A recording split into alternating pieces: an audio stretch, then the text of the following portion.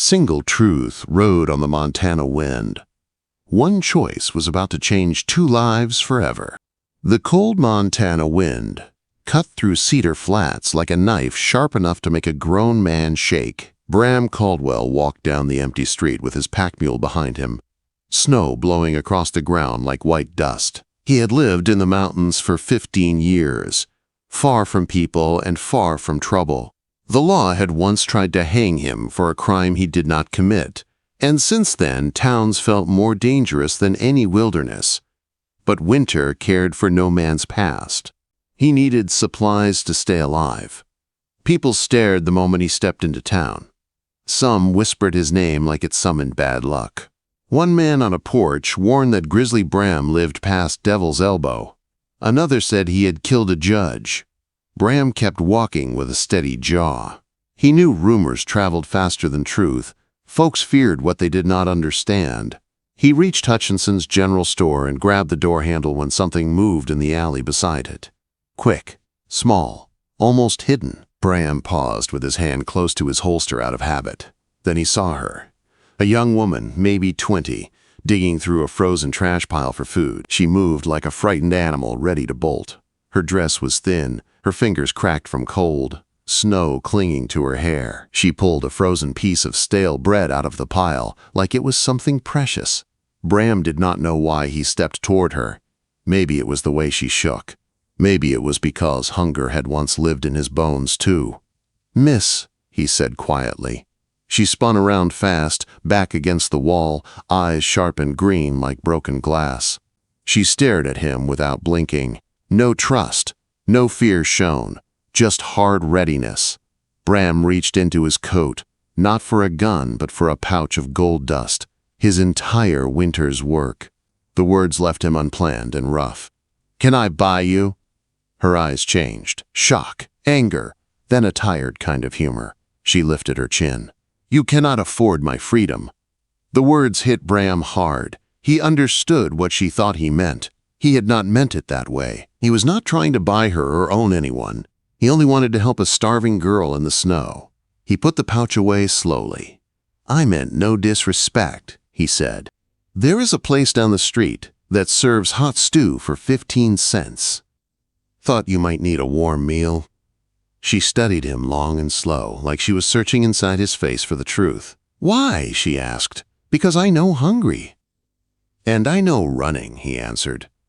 Something in her eyes softened for a moment, not trust but understanding. "The men after me do not give up easy," she said. "Neither do grizzlies." "And I am still here," Bram replied. She almost smiled. They walked to Murphy's eating house together. She kept close to the wall, always alert. Bram chose a corner table where they could see the whole room. She sat stiff, ready to run at the smallest danger. "Ada," she said finally. "Ada Merritt. Bram Caldwell." She nodded. "I know that name. Folks say you killed a judge." "They say a lot, most of it wrong," Bram answered. The stew came thick and hot. Ada tried to hide her hunger, but each bite showed the truth. Bram looked away and sipped his coffee to give her space. The door opened. 3 men walked in with heavy boots and colder eyes than the wind outside. The man in front had a scar, pulling his mouth to one side. His pale eyes locked on Ada. She froze. "Well now," the scarred man said. "Miss Merritt, you led us on a long chase." "I do not know you," Ada said, though her shaking hands betrayed her fear. "You knew Samuel Barrislin," he replied. "And you took something of his, something important." Ada's spoon dropped. Bram spoke before she could. "Let the lady eat in peace." Scarmuth glared at him. "This does not concern you, mountain man."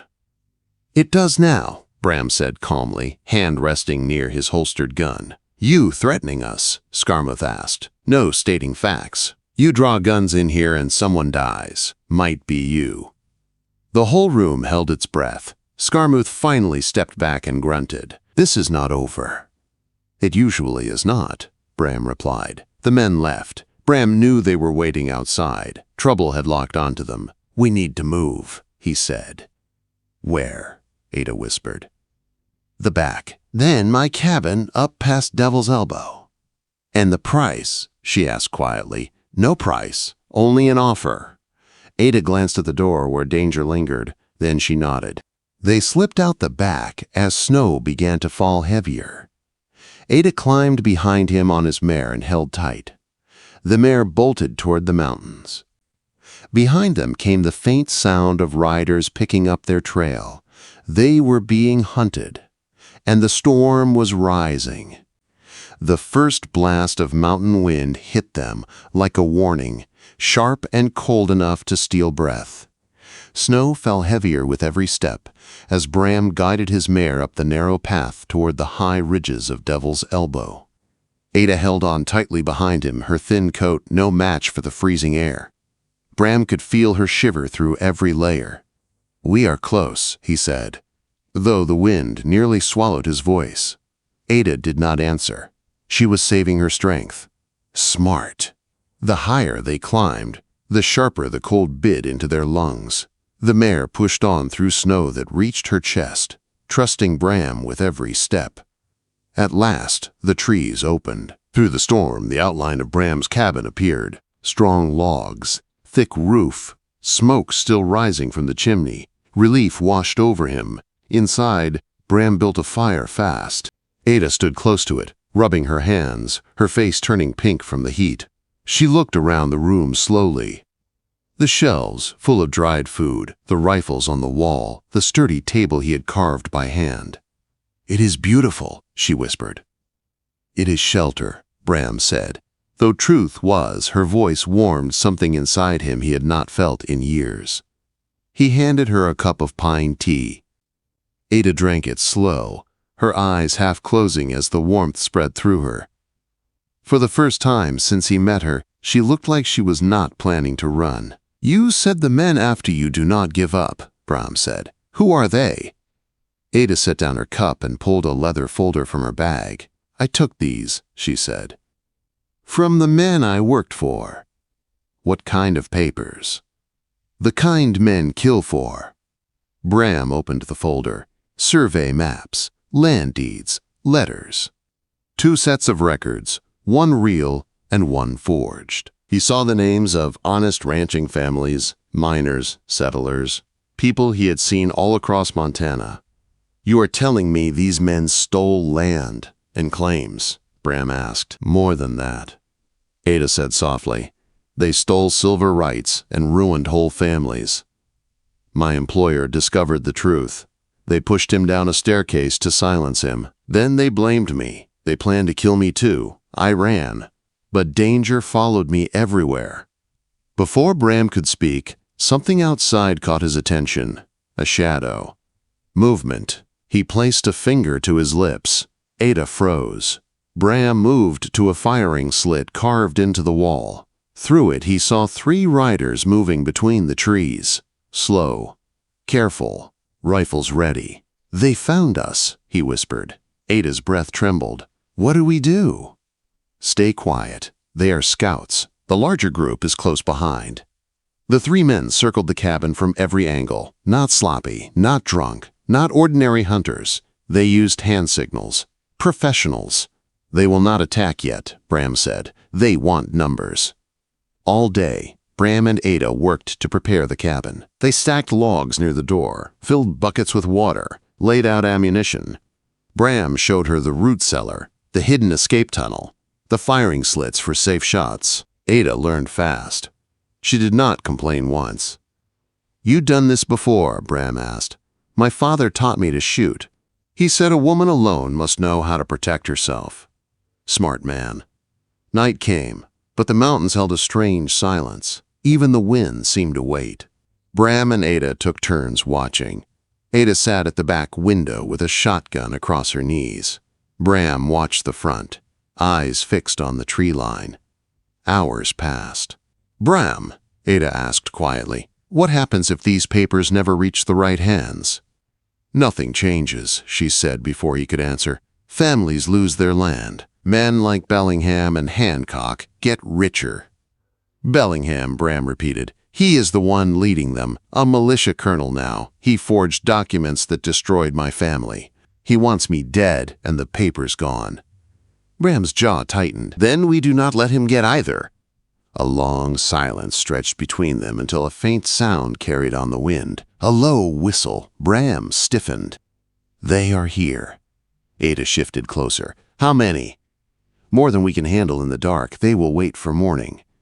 A gunshot cracked, then another. Torches flared behind the trees. More shouts followed. The siege had begun. Bram chambered around and looked at Ada. "You ready?" She nodded once. "Ready." Bullets slammed into the logs. Smoke drifted in. Ada moved to the back firing panel and took a steady shot. "Reloading," she called. "I got you," Bram answered, covering her side. The cabin shook under the attack. A torch flew past the window, hitting the wall. Smoke curled into the room. "They want to burn us out," Ada said. "They are scared," Bram replied. "That means we hurt them." Another round of gunfire sprayed the cabin. A second torch smashed against the roof. Ada ran for a bucket, but Bram grabbed her arm. "They want you in the open," he said. "Stay low." Smoke thickened fast. The cracks in the roof glowed red. "We need the root cellar," Bram said. He pulled open the trapdoor and guided her down. Together they dropped into the narrow space. From below they fired through hidden slits near the ground. Ada hit one of the men trying to throw fire. Bram fired twice and dropped another. Shouts erupted outside. Boots thundered. More men rushed. "They are coming in fast," Bram said. But then everything changed. A new sound filled the valley. Horses, many horses. The earth shook. A wild cry echoed across the mountains. Ada's eyes widened. "Who is that?" "Friends," Bram said, with relief rising like heat in winter. Through smoke he heard the crack of rifles and the roar of riders. A band of mountain men and warriors he had helped years ago. Joe Stands Alone led them, his voice rising like thunder. The attackers panicked. "Now," Bram said. He kicked open the cellar exit, grabbed Ada's hand, and pulled her into the blinding snow. Snow whipped across the ridge as Bram pulled Ada through the smoke and chaos outside the burning cabin. Men were shouting. Horses reared. Rifles cracked through the cold morning air. Joe Stands Alone and his riders thundered down the slope, breaking the siege wide open. One of Bellingham's men spotted Ada and raised his rifle. Bram did not think. He fired from the hip. The man dropped into the snow. "Come on!" Bram shouted. They ran low through the drifting smoke until Joe Stands Alone galloped past. He pulled his horse to a sharp stop. "Caldwell!" he yelled. "Get on!" Bram lifted Ada onto the horse and climbed up behind her. Joe kicked hard, and the horse bolted up the mountain trail. Snow sprayed behind their hooves as they climbed. Shots chased them, but riders behind Joe fired back, covering their retreat. The militia scattered, overwhelmed by the sudden counterattack. Within minutes, the cabin was far below them, hidden behind thick smoke and falling snow. The shouts faded into the distance. The valley grew quiet again. Hours later, Bram and Ada reached a narrow ridge hidden deep in the mountains. Snow fell lighter here, drifting down like feathers instead of knives. Joe Stands Alone dismounted and helped Ada down. "You are safe for now," he said. "We will circle back and make sure they quit the mountain for good." Bram nodded. "Thank you." Joe touched his shoulder. "You helped me once. Now it is my turn." Then he and his riders disappeared into the trees. Ada stood beside Bram, her legs shaking from the long ride. She looked out across the valley where faint smoke still rose from what used to be Bram's home. Her breath trembled. "You saved me," she whispered. "You saved yourself," Bram said. "I only helped." Ada looked at him, snowflakes clinging to her eyelashes. The wind pushed her hair back as she stepped closer. "Your cabin," she said softly. "Your whole life. I am sorry." Bram followed her gaze to the burned remains buried in smoke. The cabin had sheltered him for 15 years, held his secrets, his past, his loneliness. "Cabins can be rebuilt," he said quietly. "Lives cannot." Ada's eyes softened. She placed her hand on his chest. He covered it with his own. "It is worth it," Bram said. "You are worth it." Her face warmed. Something gentle and bright stirred between them, stronger than the cold surrounding them. "Where do we go now?" she whispered. "Somewhere safe first," Bram said. "Then we take these papers to someone honest, someone who can bring Bellingham down." Ada nodded. "I will stand with you." "I was not planning on standing without you," Bram said with a faint smile. Below them, Joe stands alone, and his riders regrouped. They waited like silent shadows, ready to guide them through paths no militia could follow. Ada leaned her head against Bram's shoulder. For the first time since Cedar Flats, she was not running from danger. She was choosing her path. Snow fell around them, soft and peaceful, as if the mountains themselves were giving a blessing. Bram wrapped his arm around her, steady and warm. "You said I could not buy your freedom," he said gently. "You could not." Ada replied with a small smile, "But you earned something else." "What is that?" "My trust." Bram looked out over the wild Montana land. Harsh, beautiful, honest. He felt something shift deep inside him, something he had buried for years. "Then it is settled," he said softly. "We have a future to fight for." Together, they walked down the ridge toward whatever waited next,